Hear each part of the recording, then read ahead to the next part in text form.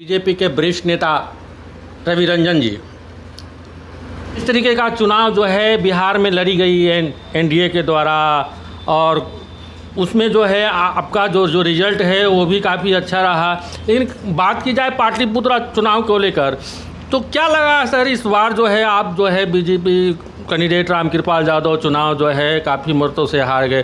पिछले 2014-2019 वो चुनाव जो 38,000-39,000 वोटों से जीते थे, और इस बार जो है चुनाव वो हार गए। किन कारणों से सर जो है ऐसा हुआ? देखिए, पहली कारण तो मौसम था, बीजेपी का वोटर निकला नहीं, गर्मी के मौसम में चुनाव हुआ। दूसरा फैक्टर, चूँकि अंतिम चरण का चुनाव था, छपरा गोली कांड का कुछ असर यहाँ भी पड़ा। छपरा गोली कांड का कुछ असर यहाँ पड़ा, उसका फैक्टर।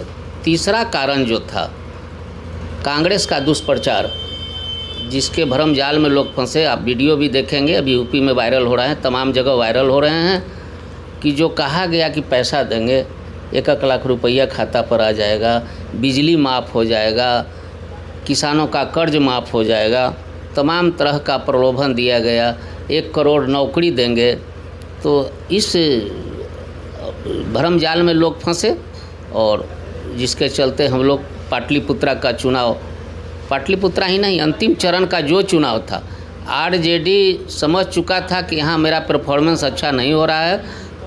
तन धन बल सब का प्रयोग करके अंतिम चरण में 4 सीट अंतिम चरण में जो आरजेडी को मिला, माले को 2 सीट मिला, अंतिम चरण में ही मिला।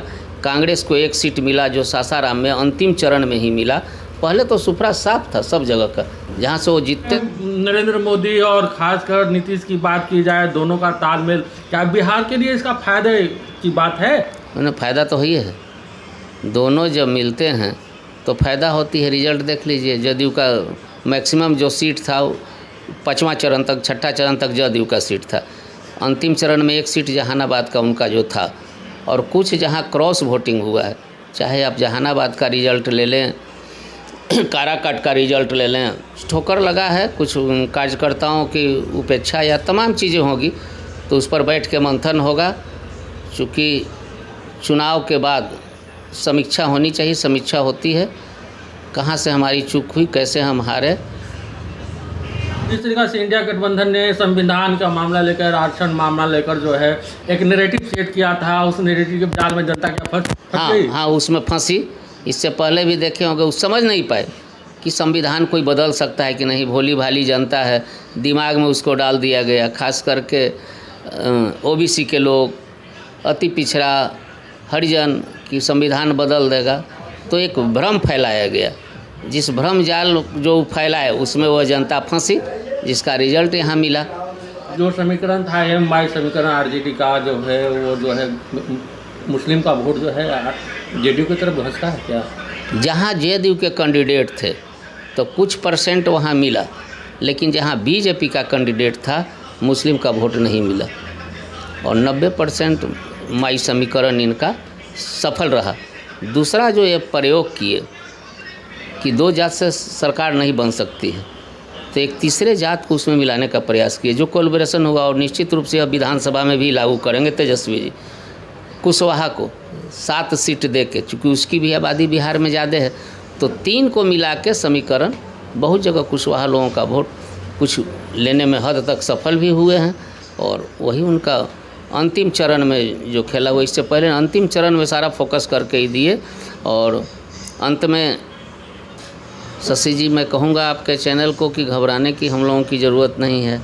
हार में या जीत में किंचित नहीं भयभीत हम, कर्तव्य पथ पर जो मिला, ये भी सही वो भी सही।